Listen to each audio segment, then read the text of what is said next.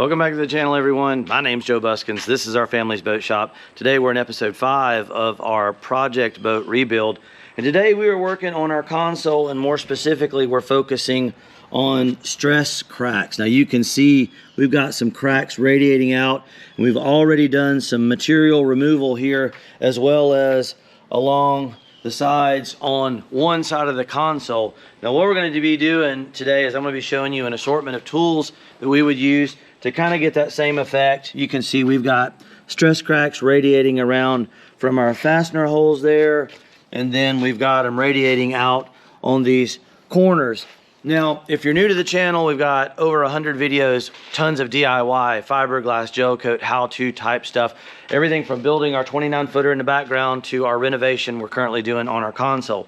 Now, most people have seen stress cracks, and it's a very, very common issue and question, and I get on the channel all the time, so I'm excited to address it. And a lot of folks are wondering what happens or why do you even get them in the first place. And there's generally 3 reasons, I would say. One is just pure age of the gel coat. The solvents and the thinners in the gel coat over time dry out, and it's almost like a riverbed effect, where if you have mud, it can be smooth and flat, but as the sun cooks down on it over time, you start to see these cracks. Or concrete will kind of do the same over time. You start to see these stress cracks that just develop from age. There's also flexing and or movement or an impact. So if your boat or your console gets impacted or hit by something, it can cause a radiating stress crack. Here, a lot of times, it also happens in the corners where maybe like a fastener is pulling that corner down and causing a stress crack. So you've got age, you've got an impact, and then sometimes you just have gel coat that's applied too thick in the initial molding process. So what you've got is you've got gel coat that's thicker than spec, and generally gel coat is going to be, in layman's terms, about the thickness of a dime or a penny is going to be on the even the thick side. Any thicker than that, and it doesn't really have anything to help hold it and support it, and it can develop cracks over time. So that is what generally causes them. Now, we've got a table full of supplies today that is going to be addressing these, and there's numerous ways you can address a stress crack. There's kind of good, better, best, and a lot of folks kind of get hung up on one particular method. And on this channel, we try really, really hard to show people different methods and different ways to approach. Now, one of the ways that can be approached is sometimes you can just take some pure gel coat, and this has been slightly thickened, and use it to fill in some of the voids. You can also use a slightly thickened putty. Now, this is something we made in our previous episode using a combination of the 1/4-inch milled fibers, the colloidal silica, and microfibers. Or you can even take some chop strand mat and make your own by taking scissors and cutting lots of little teeny fibers. You get a collective there just like that, and then resin saturate it, pour a little resin in, and you can get kind of more that kind of filler there. So this is going to have more structural strength than just your gel coat. But I wanted to just kind of dive into surface prep. I've talked about this on the channel. Prep is a huge factor. If you don't prep the surface well, if you don't get down to the root of the crack is more than likely just going to redevelop in very short order. So I want to go through some of the tools that we like to use, and something like a little rotary, like a little Dremel tool or a die grinder, and a vacuum are going to be 2 of your most important tools. And what I prefer is a pneumatic and air powered, but they make electric ones. That's got a carbide, a conical burr is going to be the way to go for sure. And we're going to be working over on that side of the console. But a vacuum really, really helps in conjunction with a little die grinder. And we're just going to start chasing these out.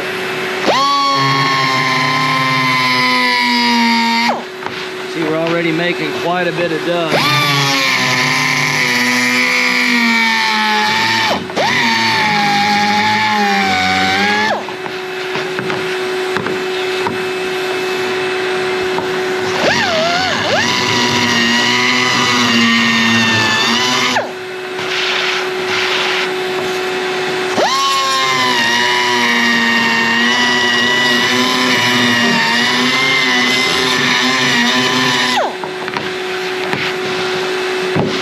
Same deal, you can, sometimes when we're prepping to fill some of these screw holes, we may switch over to a drill that's slightly larger than the original hole. We're gonna drill that out and clean out any potential silicone.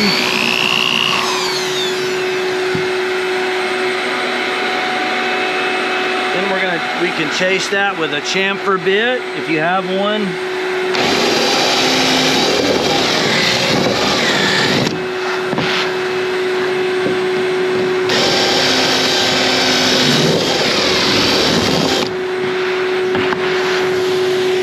There are other little air tools that work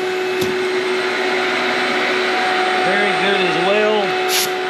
You could use a little angle grinder with an 80 grit disc. This can work really good for opening up these cracks if they need it.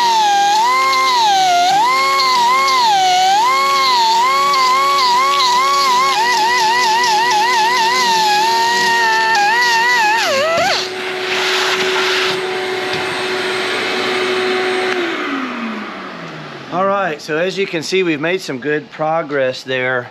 Hard to show the depth. I hope we're probably around 1/8 of an inch deep or so, and we're trying to get any fractured or damaged material out.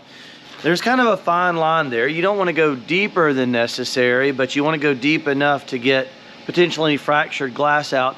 And sometimes that comes down to experience and knowing how far to go. If it's just a crack in the gel coat and there's no structural repair, there's really no sense in going terribly deep. But if there is some damaged glass in there, we want to add some reinforcement.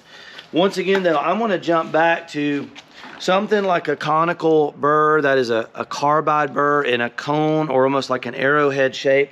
And you can even get these so that they will work. You can even put this on like a conventional drill if you would like, and then you can use it to burr out those little stress cracks. Again, I'm going to kind of jump back in here and I hope the camera can pick them up. There you go. We can get a nice tight zoom. Try to give everybody some options. I know not everybody has a big compressor or the same amount of power tools we may have in the shop when you do this professionally, but you see we can even chuck that burr in.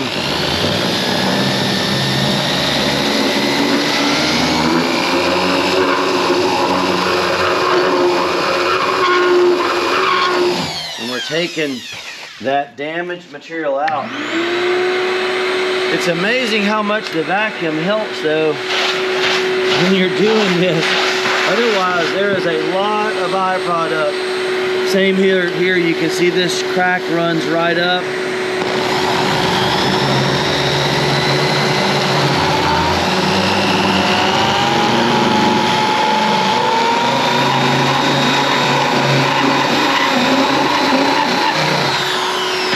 You can see in there, there's some damaged glass. It's kind of discolored slightly, and that is what we want to get rid of.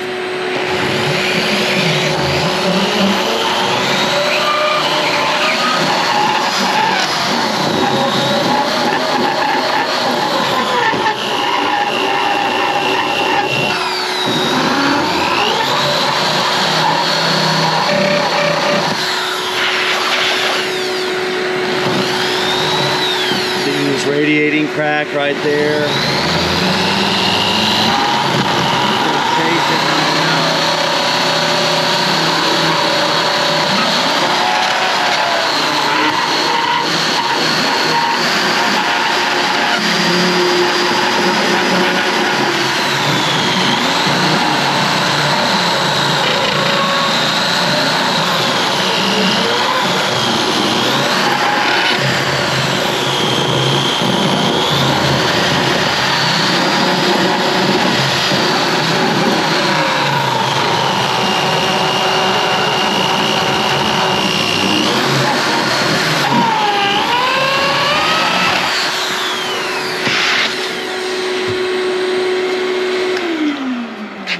I believe that is going to be a pretty good starting point.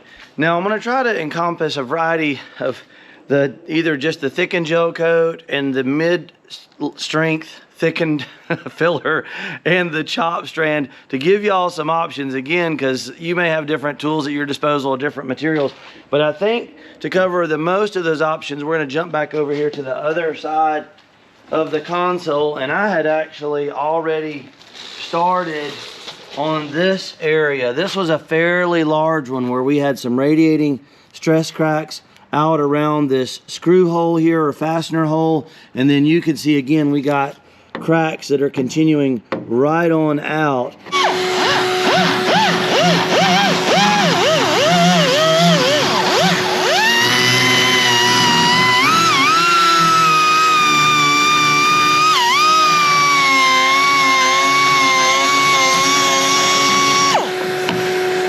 Now this is a good example of some damaged glass. You can see the discoloration right there. So when you see damaged material like that, you're going to want to grind that out. That's going to require some heavier structural filling. So we're going to go ahead and take a little more.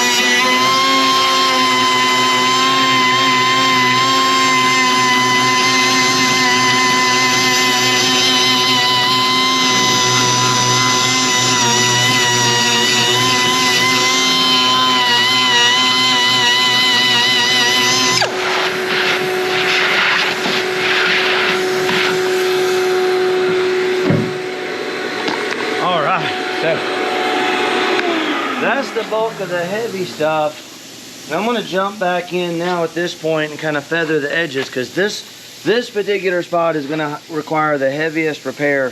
We're going with a 50 grit on our Festool. That's the RO150 FEQ. And I will be putting links below the video's description to all the materials we use and all the tools we use. We source this from our local BMG distributors here in our hometown, in our area here on the northern Gulf Coast. But amazing tools, but you don't have to have these. Again, we're trying to show a variety of tools that you can use. One thing I love about this tool is the vacuum assist. Makes it really nice. We're trying to feather or taper these edges a little bit.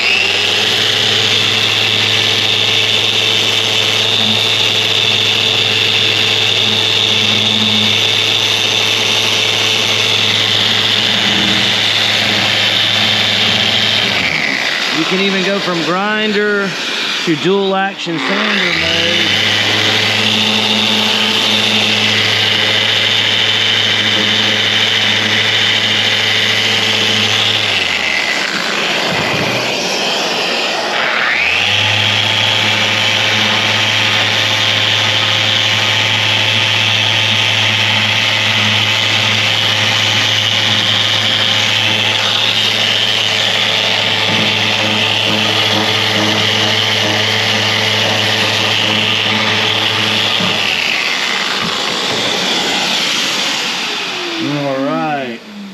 I am liking that pretty good. Again, prep is such a big deal. If you don't get the damaged material out and get down to a good foundation, your repair is not going to hold.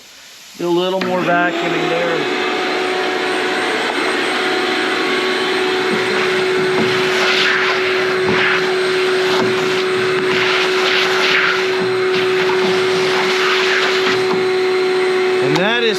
what we're looking for. Now, at this point, typically a little bit of an acetone wipe down, which again, you know, is kind of standard operating procedure here on the channel. Make sure everything is really clean, and it kind of helps that glass get ready to receive some new material. Sometimes too, when you get some acetone on there, it helps you to see what else may be going on. Sometimes you'll see some additional stress cracks or lines or something. Now, don't let this scare you. Again, a lot of people's stress cracks are not major, and you won't have to take out this much material, but sometimes you may. And if you want it to be repaired properly and not come back, you gotta take the time and use the materials and do it properly, or it's very likely that the stress crack is just going to come back. So we've also done a little bit of light taping around the border here. Probably not a bad idea. The more experienced you are, you're probably going to have a little easier time keeping the material where it's supposed to be. But if you're new to this, go ahead and spend a little time to tape in a little bit tighter, and I'll make a demonstrate what I'm talking about. I want to blow those acetone fumes off, and I'm going to go ahead and warm that up a little bit with the heat gun as well. Sometimes there can be some moisture down in those stress cracks.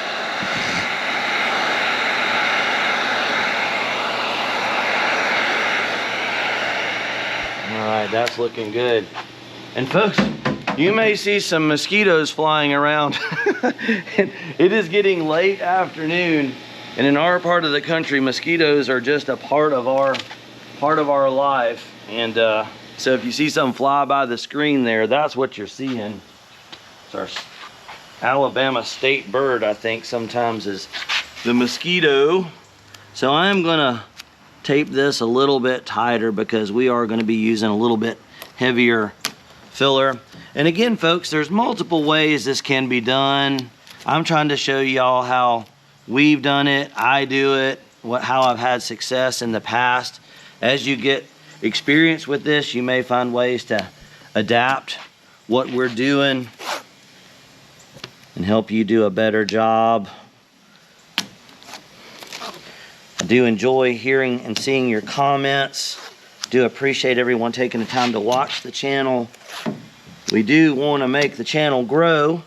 This is also a good time now to ask you, if you haven't already subscribed and you're enjoying the content and want to see us do more of this, be sure to subscribe, like, share, comment, tell a friend, spread the word out there. We would really like to devote more time to doing this to the channel, and we can't do it without your support and help. So thank you so much. All right, here we go. A little more taping. I'm gonna hold just outside of the area. It's okay if we get a little bit of overlap out onto some of the gel coat. When we go to sand it, we will kind of taper that in and make it look nice. All right. So we can approach this a couple different ways. Even outside of just the putty, an area this big, this actually opened up a little bit bigger than I kind of imagined it would. And you could actually go ahead and mix up a little bit of resin. And we are going to be using a vinylester, which is going to be a stronger than your normal resin. You folks have seen me using it a bunch here previously. This is from Fiberglass Warehouse. They have been really supportive of the channel, and I genuinely like their product. So go to their website, Fiberglass Warehouse. For new buyers, there is a discount code FishBumpTV. Be sure to take advantage of that. Now, outside of making some of these fibers and fillers like I showed earlier, the different putties that you can make using some of the resin, you could go to the direct route. Fiberglass Warehouse makes a structural, that's a polyester putty, but still very good.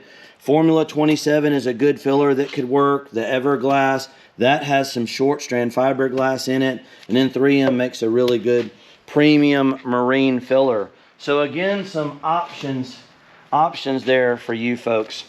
But I think what we're gonna do for that particular one up front is, again, we just chopped up some chop strand mat. That has dried out a little bit over the course of the day. So I'm just going to take a little bit of our vinylester resin and add back into our mix. And again, the way I made that particular mix was I just took some of our CSM or chop strand matting and took scissors and just cut a lot of little short fibers just like so. Then put those in a container and added some of our vinylester resin. Matter of fact, I can take these and add that right into the mix and incorporate it. So essentially what this is chop strand mat. And I noticed looking at this console, the way it is built, I've been sanding in it quite a bit, and I haven't detected any like 1708 or biaxial, which is kind of just, it's unique how different companies can use materials and what they use in their construction methods. Now you can see this putty is quite thick. The other one we made previously, this one will flow a little bit better into like smaller holes. It's kind of more of a putty consistency. And these, again, to show you options and versatility, there's no reason you can't take some of this vinylester based material and I can incorporate that, and again, you can come up with a hybrid type material. So it is an amazing world, composites and fillers. Now we're using a little bit of MEKP, that's the methyl ethyl ketone peroxide. And we're probably going to go 8 or 10 drops in our mix there and incorporate it. I'm going to go a little hot. That was probably more like 15 or so. But I'm going to try to move this along. Generally, I have found that with vinylesters, you can add a little more catalyst, and you'll notice it's going to change color from like purple to green. You want to mix this in very thoroughly. We want this to go ahead and kick off this afternoon, and then we'll get this filler in the main spot, and we may jump over and talk about some of the other ones. Now folks, again, if you're new to the channel, and regular viewers know our videos tend to run a little on the long side, but they are high in detail. So these are not brief overview videos, just to kind of give you a ballpark idea of what might be involved. The idea behind these videos is to fully inform you. And you know, there may be some pros out there watching this. A lot of folks maybe want to do this themselves. There can be boats that maybe you have gotten that just you can't justify paying someone to restore the boat, and there are so many nice vessels out there that get thrown away and end up in landfills. I just hate to see boats that could be repaired and saved, and I've been in that situation sometimes where unless you can do it yourself, it just can't be done. And in that case, this is the way to go. If any of this stuff is over your head though, don't feel bad to reach out to a professional. There are guys out there that do this for a living like myself that can definitely take over some of these jobs. Obviously though, they've got to make a living, and they deserve it and they earn their pay. All right, so we are just going to work some of this kitty hair, is sometimes what it's called. It's this is going to be stronger than just a light putty, and we are going back with a better, it is a better material as far as the resin. I can almost guarantee you that this was built out of polyester resin, which there's nothing wrong with polyester resin. Our 29 in the background was built out of polyester resin, but it was built with the quality and ISO polyester, which is a very, very decent one. But vinylester is going to be stronger. Vinylester's got so many good qualities. There you go. You can see we're starting to get it to lay. Just kind of take your time. It's kind of like icing a cake, if you will. You kind of want to get some material on there. You can kind of use the blade to kind of chop it chop it in and get it to conform and lay in there. If you used some chop strand mat, which you can, you're going to get a lot of fibers overlapping out. There's going to be more sanding and grinding. I know at first when I started it looks like it's just going to be a total disaster. But if you just kind of hang in there, I'm going to slightly overfill it. I'd rather overfill it just a bit and then be able to sand some down. And we're just going to fill that screw hole completely up. And we're actually going to move the screw holes around a little bit. We're going to move the screw holes around a little bit so that they're not coming back in the same exact place that we're filling.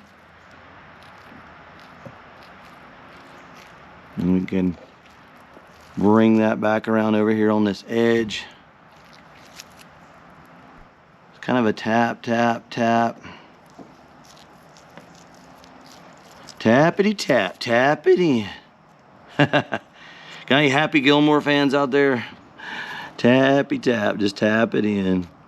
Nice and easy. You want to work the air bubbles out. Now, sometimes you can use a little tool. I've got a little bit left. I'm going to use a little small, one of our little fin rollers, or a bubble buster, some people call them. And you can kind of contour that a little bit.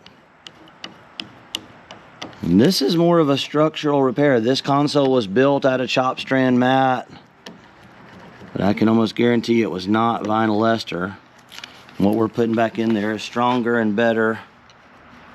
That's the difference in a patch and a repair, folks. We are shooting for a repair which is better than it was originally, or at least as good.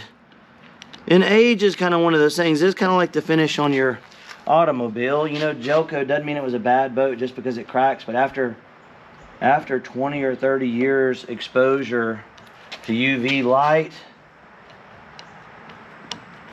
there you go.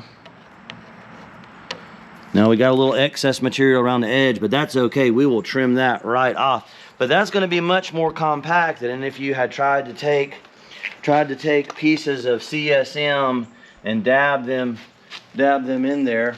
Now I'm seeing here I can probably put a little more, and I've got it. If I didn't have it, I might say that was fine, but I'm gonna go ahead and put a little more material.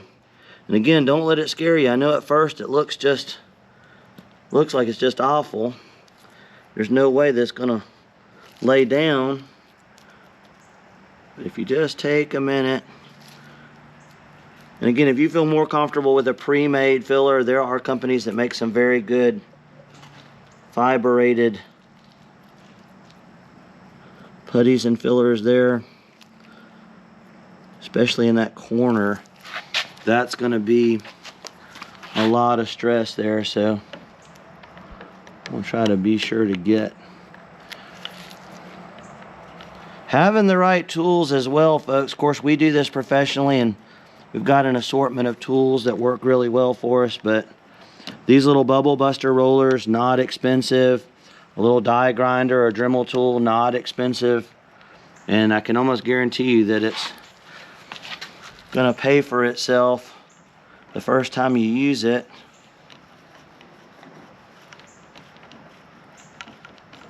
All right. Just a light touch too, folks. You'll notice I'm not pushing real hard. We're not getting super aggressive. It's just kind of a light, like a two finger. Matter of fact, a lot of these kind of have a little divot right there, and you're just using a couple fingers to lightly move that around.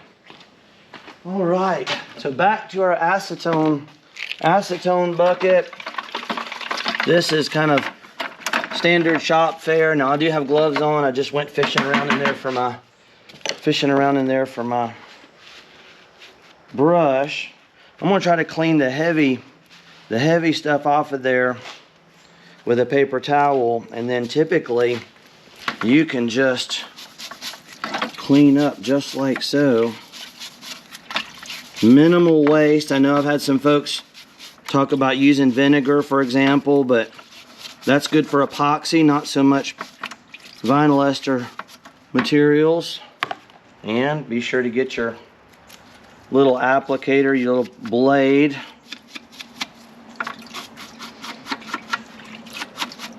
Be sure to wear some eye protection, folks, and acetone is very, very, very flammable. So it's on the level of gasoline or maybe even more so. So obviously heat, sparks, anything that would be an ignition, point of ignition, stay away from acetone.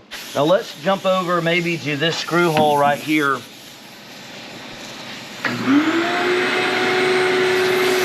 And we're gonna chase some of that material out.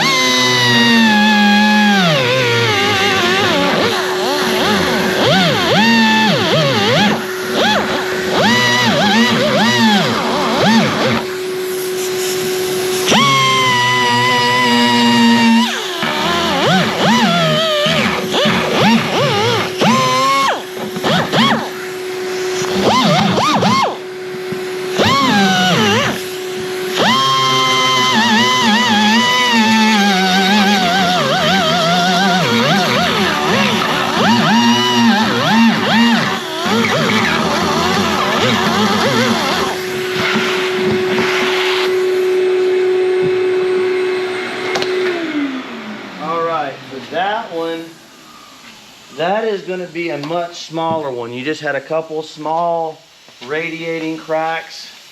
Looking for my acetone and my heat gun. Folks, I tell you what, doing this kind of work, you'll get a surprising amount of steps in. It's good for keeping your mobility up. Now what we're going to do, I'm just going to fill these holes, and we're going to be moving these fastener holes slightly when I re-drill this. So instead of going right back where this old one was,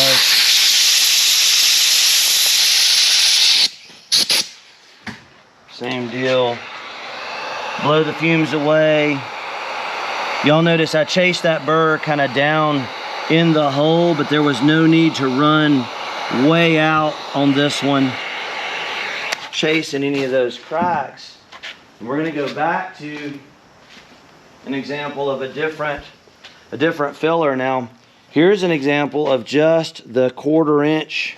This would just be the 1/4 inch milled fibers, which would still be quite strong, but it's going to be less stringy, so it's a little bit easier to get in some of those tight spots. So we're going to use a bit of that on this one.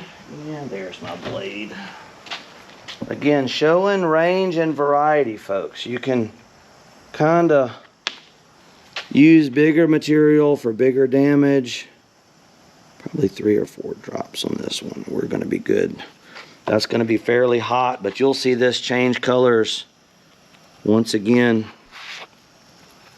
When we mix it in, it'll kind of go browner or greener typically. And be sure to get a good thorough mix.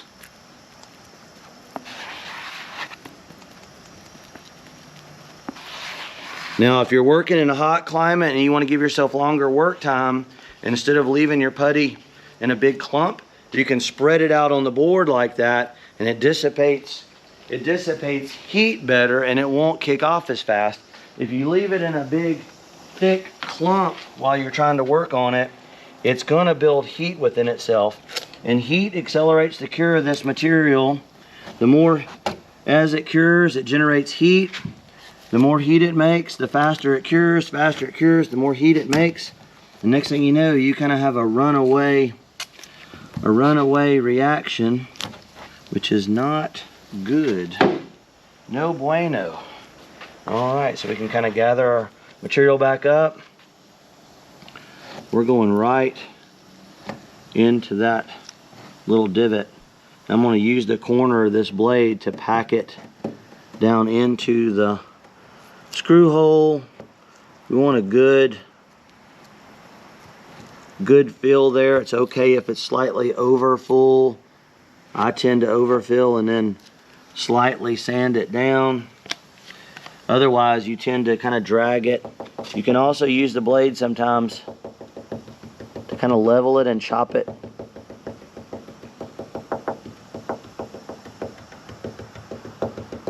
Chop it down in there and get it flush, or as flush as possible. Sometimes this can be a finesse thing.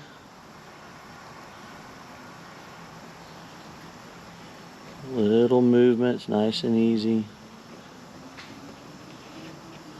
All right, that looks pretty darn good. You can see how the blue tape can really help keep some of that stuff focused on where you need to be. Now, normally when we're not filming, it's actually easier for me just to proceed with work because we would grind everything, but I'll kind of want to show the variables and the variations for you folks. We could even jump back. Now, that was a small amount of material there, and I don't know, I could possibly put this in one of these, for example. We've got a little material left. Or you can just say, you know what, that's good enough. Or I could even say, well, that might be a little bit low. You could come in sometimes and maybe add a little bit of material there. I think for right now, I'm just going to kind of set this off to the side. And I want to show you folks, if you wanted to mix up some gel coat as well, I'm going to do this pretty quickly. Try my best to make these videos not terribly long. This gel coat here, you can see it is quite thick. Most gel coat is going to run pretty readily.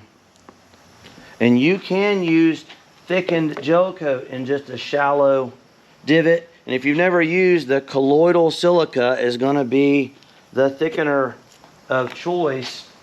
It's not going to take an awful lot of it. These are the milled fibers, and I find just using just a regular little plastic spoon is the way to go. But if I wanted this a little thicker, for example, you can mix in some colloidal silica. Now, this stuff does get airborne. It's a good idea to wear a mask or be in an open air shop. You would not want to breathe these fumes. And you can see that's really thickened that gel coat paste up. Now in this case, see, it went too thick. It is okay for me to add a little more gel coat back to it. Work it into the mixture till we get the consistency we want. That's still quite thick. I'm going to add a little more gel coat till we get like a thickened gel coat paste that is workable. Now, this isn't going to be wasted. I'm going to save this till tomorrow. We are probably not going to make an application of this tonight, but I did want to show you folks how at least we make the putty and continue to adjust it. You know, it's kind of like making pancake batter. Sometimes you need to add a little more milk or a little more water to get it to the ratio or consistency you want. But you can see how you can make gel coat quite thick and make a putty, and some of those lumps and bumps will come out of there the more you work it in and the more it soaks up into that colloidal silica. The idea is for that to get quite smooth and make a really nice smooth mixture. I'm going to leave that for now. Now, one trick that we employ here in the shop all the time, I know everybody right now, if y'all are like me, we're in mid-October now and the weather is starting to cool down. Fortunately, we live in a part of the country where the temperatures are still favorable for working fiberglass almost year-round. But on like an application like this, see, that's still very wet to the touch. You can very carefully, like if you live in a cooler climate, the temperatures are, generally we like to see 60 and above for working fiberglass. But you can use some heat lamps if you're working on a small area like this. Sometimes what we'll do is use a heat gun, but you have to be very careful and hold it quite a distance away. A lot of times I will kind of use my hand as a gauge, about 18 inches or so, And you're just basically throwing a little bit of heat up there for just a few minutes at a time, and that will help accelerate the cure. But you gotta be cautious. You can't apply too much heat. Again, it'd be like cooking on the grill. Sometimes you want a good sear on your steak, but you can't have a fire or flame on it the whole duration, or else you'll burn the thing. So we've made it to the next day, and our heat gun was helpful in kicking this vinylester resin, making it nice and hard there. It's ready to sand. Just remember, you don't want to get too terribly close, and you don't want to leave it on there too long. But when the temperatures drop, you can use something like that to help you along. So we've got some airflow moving. This is nice and cured, and I'm going to be moving to one of my favorite grits for heavy material removal, and that is going to be a 40 grit. Now, inexpensive little tool. This is your DeWalt little orbital electric, and we're using a disc larger than the pad. So we're using like a 6-inch disc on a 5-inch pad, and it allows these corners to roll up. The reason I like it is for doing these kind of contours and shapes. It does a great job of working and forming a radius. Now you can also use something like a block like this. Now this is some Airex foam core in 3/4 inch, and I just took a router and routed an edge on there, and you can use some paper wrapped around it, and you could physically just use that if you wanted to, if you don't have a sander. But if you're interested in doing fiberglass work, this is money well spent. They're like 50 or 60 bucks. So I want to show you folks what this thing will do in short order. Get some air going.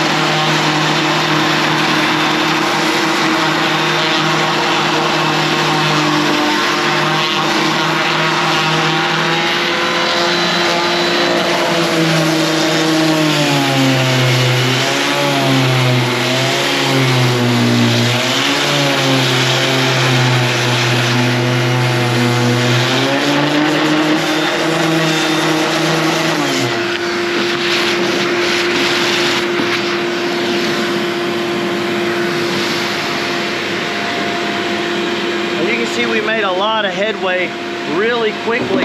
Now if you wanted to jump back for a little more detail work, you could use your little die grinder, which again, if you're going to be doing any kind of hairline crack removal or repair, but you can see, for example, like right in there,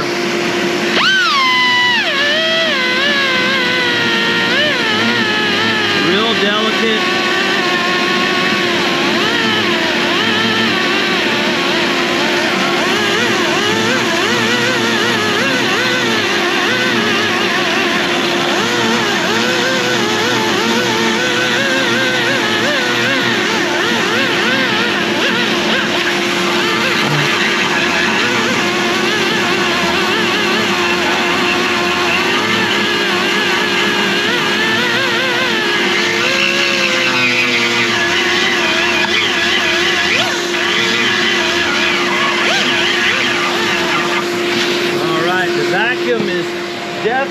really your friend. Now this could be a good place to come back with our block. And our tape here is giving us some protection so that we don't over sand in areas that aren't going to be repaired.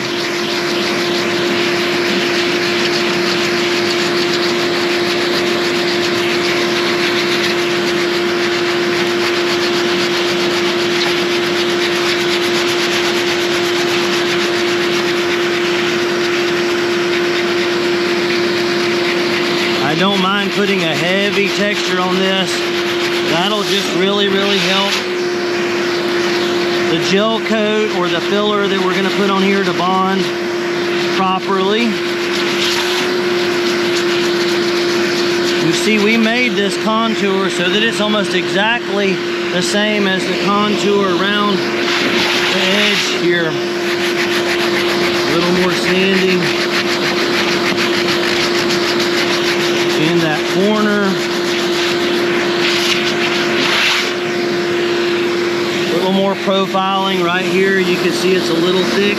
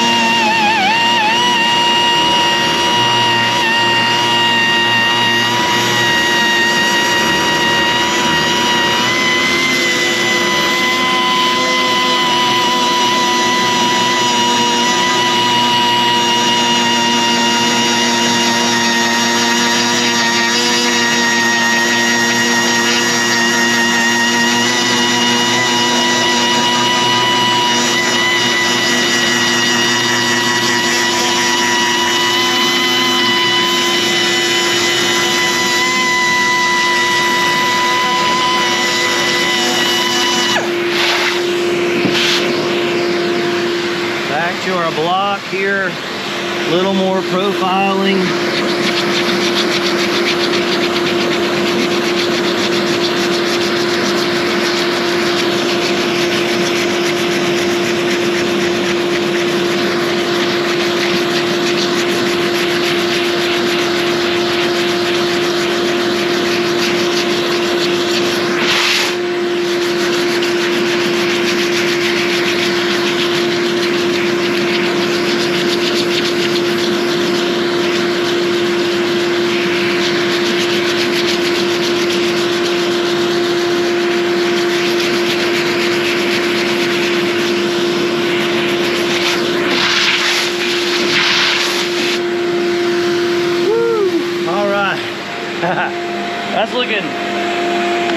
That's looking pretty good. You can see we're just using a normal shop vac. Of course, if you have something like the Festool over there, something with some vacuum assist is awesome. It's a little more professional grade stuff, but once you own one, it's hard to know how you did without it. But a little DeWalt sander, a block. Again, this was made out of foam. And if you're doing this kind of work, you can make all kind of different blocks and contours and shapes. You can see I've got from large to small. You can even make them out of wood or foam, and that'll allow you to shape and contour as needed. But we've got pretty much our structural repair done. You can see right here, we don't really have any resin or filler going over our transition into the gel coat. For me personally, I usually like the filler material or the repair to be slightly lower than the gel coat around it, because we typically are going to finish with 2 or 3 coats of gel coat as either a primer or a finish. So you don't want your filler higher than the surrounding area. And using your hand, or back, sometimes you don't even need to use a block. Sometimes we will get in there and just profile sand by hand. Now on large flat surfaces that you're really trying to true up, you have to be careful sanding with your fingers. Like if you were out here on this flat panel, you'll sand grooves into the gel coat, and that's not good.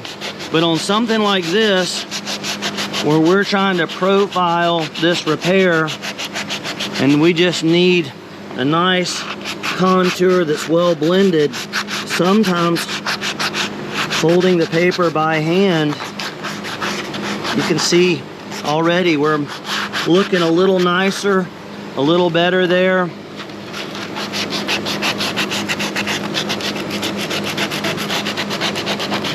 And that's going to be stronger than it was originally. Now we have already done the same effect. If y'all remember when we left off, we had filled this with the vinylester, and I built up this corner to add some strength in there. And again, these are pretty major hairline cracks in here and somewhat structural, so that's why we're putting some vinylester and some matte or CSM back in place. Now sometimes we switched over to some 80, hard to see there, that's 80 grit. And I'm also gonna sand around the perimeter just a little.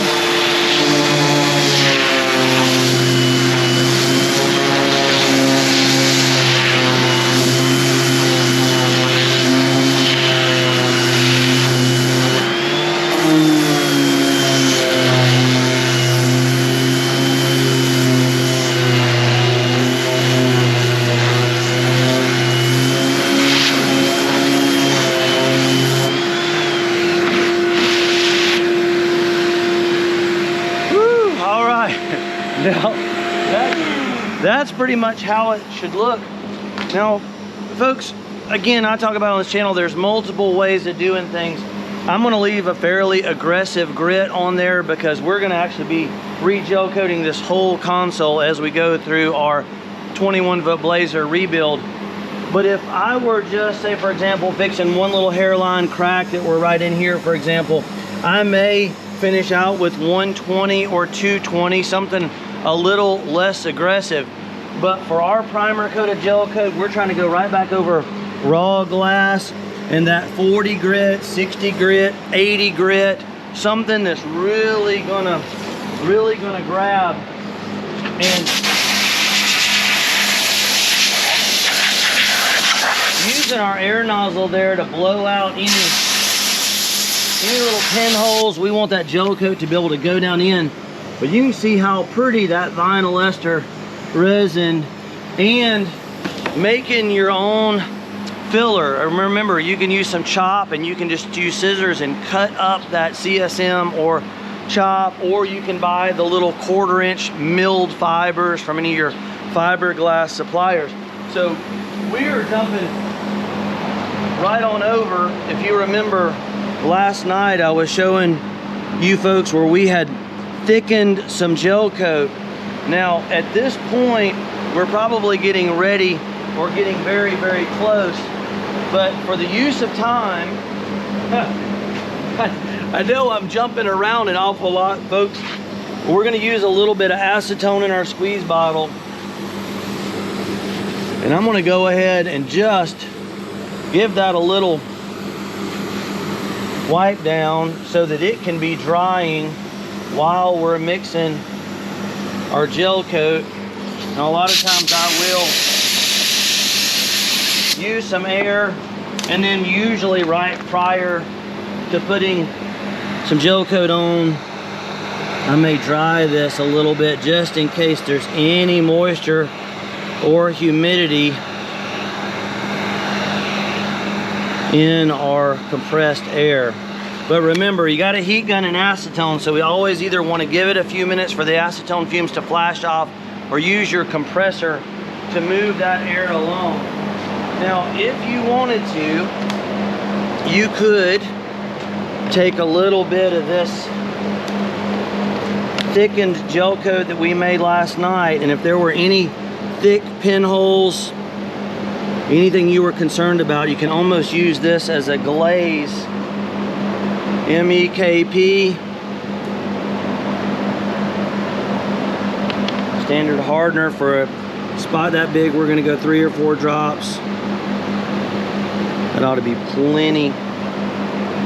And we're going to come over here, and we're going to kind of glaze this a little bit and smooth it out. Now again, if your hairline cracks were minor hairline cracks, nothing major, and you just wanted to fill them up, you would just take your conical burr and cut a little trench where the hairline was and use something like this thickened Gelcoat as your filler. Gonna mix that very thoroughly.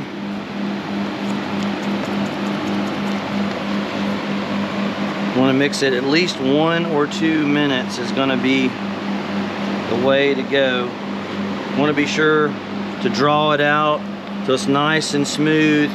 We don't want any lumps or bumps in that. And this is non-waxed Gelcoat because we are going to be going over this with more coats, more build coats. All right, that should be good to go. I'm just gonna feather that in there and maybe use it to fill some of those pinholes and get a little bit of a transition before we go to brushing some thinner Gelcoat on there. Same right in here. Sometimes those edges and transitions, I'll put a little bit of thickened Gelcoat just to help speed the process up a little bit. Give this a few minutes to tack off, and then we'll come over it with some unthickened Gelcoat. This will help fill some of those little, you can see those pinholes that are right there. And it's okay if it's not perfect at this phase, because we are going to be applying more material and really fairing it out.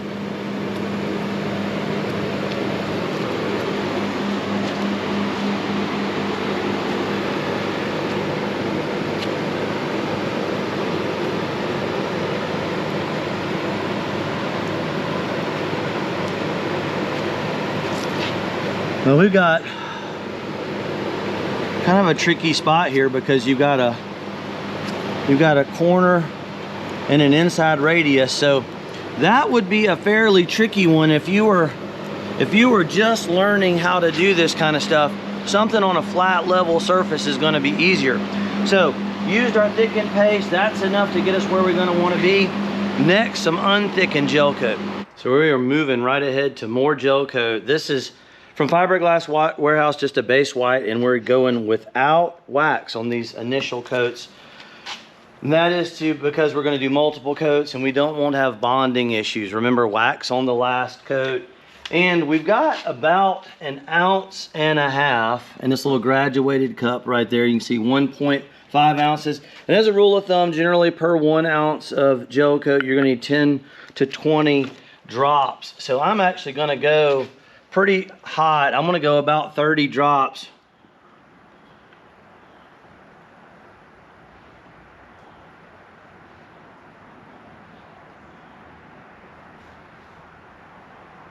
All right, give or take, that should be okay. Remember, with Gelcoat, there's a little wiggle room there. It's like 1 to 2%, and I do want this to move along pretty rapidly, and this is a very small batch. So the bigger the batch you're working with, and the cooler the temperatures, those are going to be variables. Big batches, you probably want to use less Gelcoat or less hardener percentage-wise by volume. If it's colder weather, you can get away with using a little bit more. With a small batch like this, where it's going to go on fast, and we're trying to build multiple coats rapidly. So I'm going to go a little bit spicy there, a little bit hot. But remember, if you're working with epoxies, if it's a 2 to 1 or a 4 to 1 or 5 to 1, ratios and accuracy are very, very important. Gelcoats are going to give you a little more wiggle room. All right, here we go.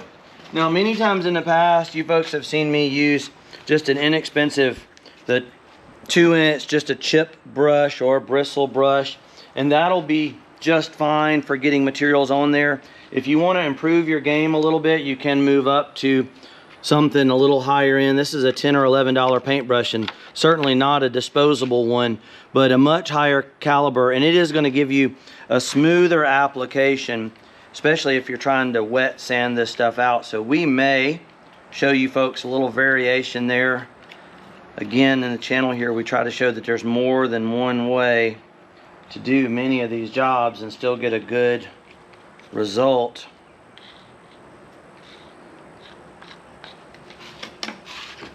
All right, here we go. Now remember, we put in our slightly thickened gel coat in earlier, and that is somewhat optional to some degree. You don't necessarily have to do that. I'm just going to go real easy here, and I'm staying pretty tight on the repair. So you notice I'm not going way out the surrounding areas, trying to keep it pretty focused. And if you were working on a newer boat, something higher end, or you're new to this, probably a good idea to take some blue tape and maybe do a little masking around the perimeter. But since our project blazer here is going to be getting a full gel coat restoration, and we're going to be applying gel coat everywhere, I chose not to. But I did sand out around the perimeter quite a bit to be sure we get good adhesion, or a good bond there. Just a light hand. Like I said, this is a pretty tricky area as far as repairs go. These, for example, would be much easier because you more or less have a flat panel there with maybe one slight radius. And we went ahead and prepped this one as well. Now this shows that you don't necessarily have to use the thickened gel coat, but you're gonna want to work your unthickened gel coat into those pinholes a bit if you choose not to add some thickened gel coat first. So again, multiple ways. Sometimes I get some comments, and sometimes folks are pretty serious about how they like to do it. And that's quite all right. For you folks that have done a bunch of this before, if you got a technique you like, by all means, if it's worked for you in the past, do not feel like you have to do what I'm showing you if you don't want to or don't feel comfortable doing it. By all means, this is just showing you folks how we do repair work in our family's boat shop. It's okay to have a differing opinion or a different method, or if you prefer epoxy more than polyester, quite all right. You can see how pretty this brush compared to the inexpensive one. You're going to get a much prettier application. Gel coat.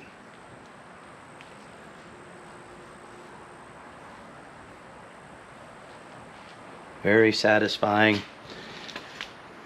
Very satisfying. Now a lot of times what we can do, again, we can take our little Wagner there. You notice I'm moving around, staying at least a foot away. You do not want to get this hot. We're just trying to warm it. Flash a little bit of the solvents off of there.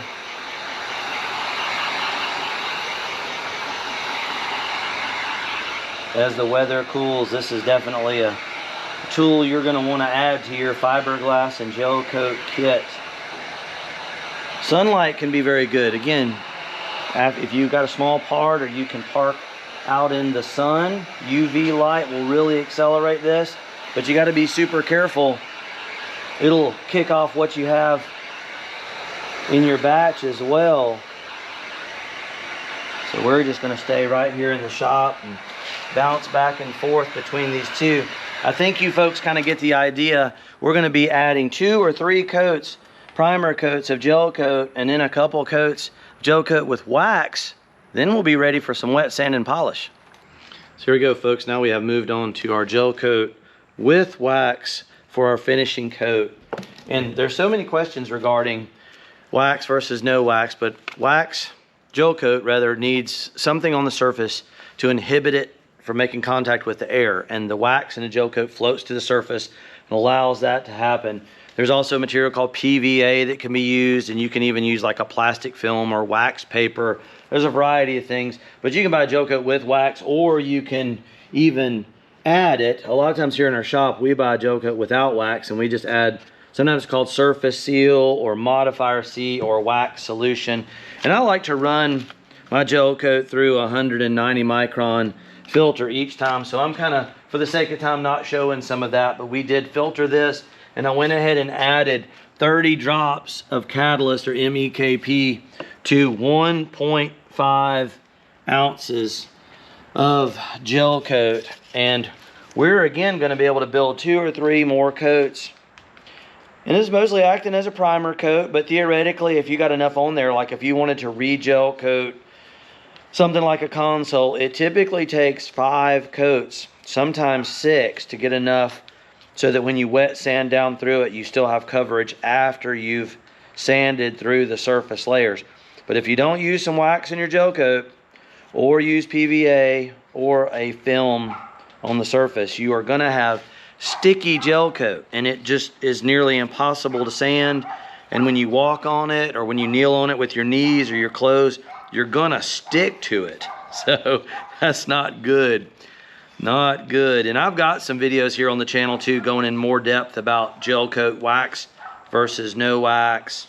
And we've got some videos where we're spraying gel coat and then wet sanding and polishing it to a shine. If you're new to the channel and just finding us, again, we want to thank you folks for tuning in. If you are new, welcome you to subscribe, like, comment, share. And then also all the products we're using here, you can either go to Fiberglass Warehouse. They have a discount code for Fish Bump TV viewers, so you can save some money there. Or you can look below the video's description here on the channel and our Amazon links. We've got tools available, from the sanders and sandpaper we use to some of the different fillers and putties and whatnot, and that does help support the channel if you choose to purchase some products through there. So all right, now I want to show, maybe we can get a nice low angle there. You can see this gel coat has cured off. There's a very slight tack to it, but we are in the same afternoon here, so you can see we still got plenty of light to work by. And if you put plenty of catalyst in here and use your little Wagner there, you can really move things along, which if you just got a work weekend to work on your boat, or a limited amount of time like most of us do, there's no point in dragging things out any longer than they have to be. Want to jump in there and get it done. Of course, here in our family's boat shop, again, we grew up building and repairing boats, and you want to do a quality job, but you want to get it done timely if possible. Try to show y'all some little tricks and techniques. Now I'm going out a little bit further on this coat here, where each successive coat we're going to lap out a little further onto the console.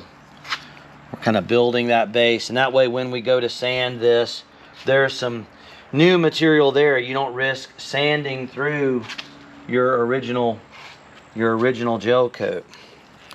I want to try to beef that up just a little bit. I can kind of see it's a little low, and we need a little more material. A light touch as well.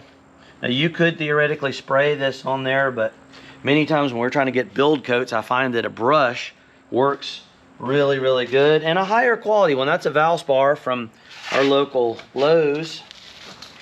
It is going to result in a smoother finish than the inexpensive chip brushes if you're trying to get something nicer. And for some folks, honestly, the brushed finish might be okay if you had more of a work skiff. A lot of the boats out there, you know, a lot of folks struggle with trying to get perfection, but a lot of my favorite boats I've ever owned are not super fancy with a lot of shine and glitter. They're just good old fishing boats, work boats. And that's what, when we built our 29, the whole interior of it is a rolled finish. So it's got some texture and it's kind of flat, but it's easy to repair, and it's easy on the eyes as far as reflective glare. And you don't need anything super fancy to apply it. And it actually makes for a very nice surface. And if something does happen to it, it's not a big deal to touch it up or repair it, which seem like boats these days have kind of gotten sometimes like trucks. Some trucks are just too darn nice to actually leave in a parking lot at the boat ramp. So it's kind of like, you want a good fishing truck or you want a good fishing boat, sometimes you don't have to worry or stress too much about getting it perfect. Just get it where you can go use the thing. Now again, we're gonna throw a little heat there. That'll kind of flash off some of the solvents, and this is one of the tricks that allows us to move rapidly, and when the weather is a little cooler, you can still get work done. Not too much, about a minute at a time. And you tend to move around a little bit. And move back over to this one. I'd love to hear about some of the projects you folks are working on. I'm more in the fishing boat world, but my brother Mark, he is a sailboat guy. So we've got some videos where we all gripped his 42 Tiana, and we may do some more videos on that pretty soon.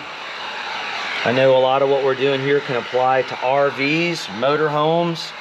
You can even weatherproof and fiberglass like patios and decks. So a lot of folks don't think about that, the different applications for these materials.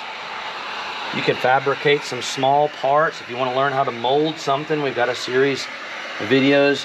Very, very in-depth though. So it's like a 13-part series, all the way from designing the pattern to building the mold to building the first part.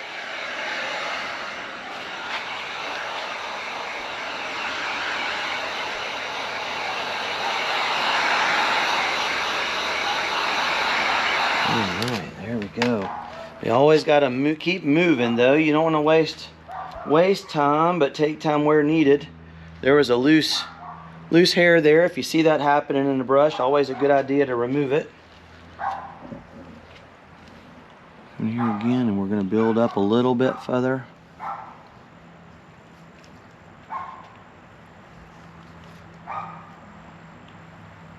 Just a light touch. Sorry about the dog in the background there, folks. The neighbors let their dogs out in the afternoon now that the weather's turned a little cooler, and not really the best for my audio quality there. Prefer to hear the birds in the background. All right. That looks pretty darn good. Same for over here.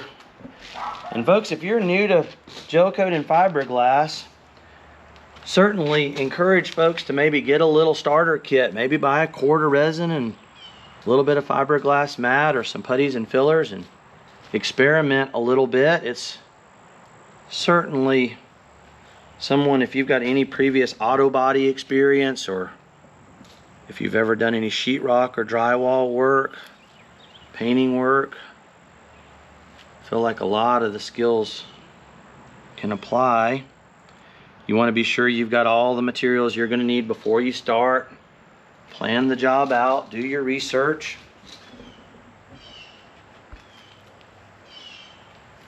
Work smarter, not harder. Proper tools make a big difference. A good, I said, even just this higher quality paintbrush. But everybody's budget's different. May not be able to get a quality paintbrush like this or justify spending the money, and you got to do what you got to do. If you've got a little inexpensive skiff, you know, we've become a throwaway society, and there's a lot of really cool little boats out there that maybe need a floor or a transom. Not that big of a deal to fix them. Hate to take them to a landfill, get some use out of them. If you've got a young person in your family that's interested in boating and scared to send them out, these days it's not hard to spend $100,000 on a trailerable boat. I started with a little 12-foot skiff, a little flat bottom skiff, and a 20-horse Johnson, and it was manual start. You had to pull crank that thing. And man, we covered many miles. We had a lot of fun in those little boats like that, little skiffs.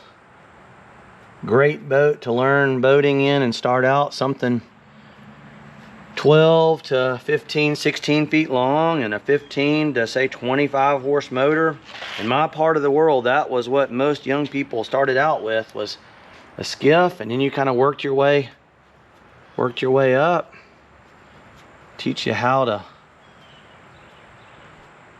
operate a boat correctly and don't have too much money tied up. Those were a few other little holes there. This console's got a bunch of them in it, trying to use up our materials. That was most of our gel coat used up there. I'm pretty happy with that. I think we got 5 really heavy coats of gel coat. Now we're gonna give that about another hour or so. Now the video is probably running a little bit long at this point. We probably will show or video this, or if you would like, you can jump back. We've got a 3-part video series where we spray gel coat, wet sand it, and then polish it out to a finish. Elsewhere, we made it just a few episodes back here on the channel. If you want to jump back there and see that, but I believe we're probably going to close the video out at this point. You can see for a lot of folks, you may be okay at this point. That is structurally sound and secure, but as basically a roundup, you would use probably some 220 grit paper on a little block like this.